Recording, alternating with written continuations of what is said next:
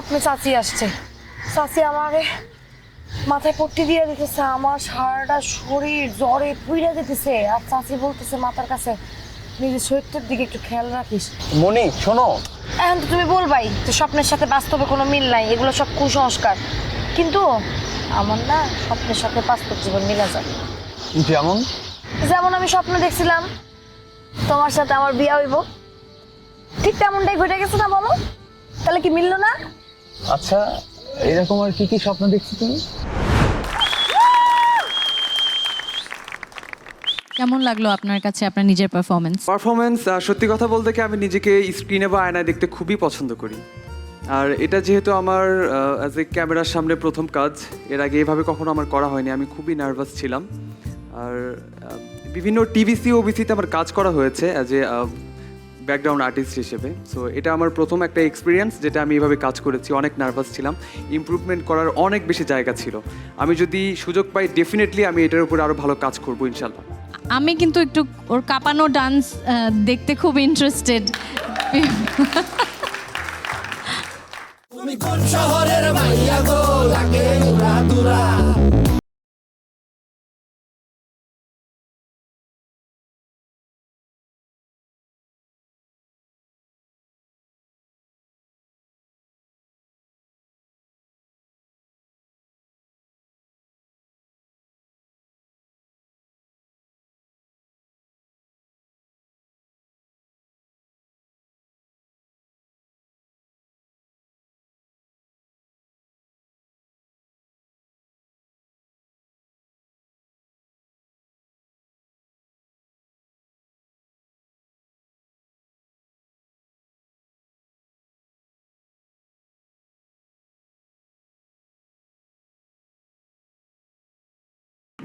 Thank you.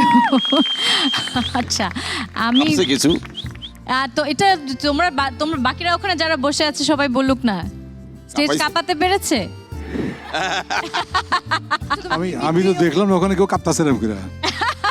কাঁপলো কি? তুমি মিমিক্রিও করতে পারো, কাকে কপি করতে পারো? শাকিব খান, হ্যাঁ করো দেখি, শাকিব খানকে কপি করো। ওটা ওখানে থাকবে, বেচারা লাস্ট পার্টি। মিউজিক বন্ধ করলি কেন? বাজাও। এই নাচো। অ্যাকচুয়ালি একটু হাঁপিয়ে গেছি, কণ্ঠটা একটু কাঁপছে। আচ্ছা, থ্যাংক ইউ। এবার তোমার নিজের পারফরমেন্সের উপরে দেখি বাকি দুজন জাজ কি বলেন। অ্যাক্টিং এর মানে তুমি প্রধান দরকার ব্রেইনটা ওয়ার্ক করবে, মাথাটা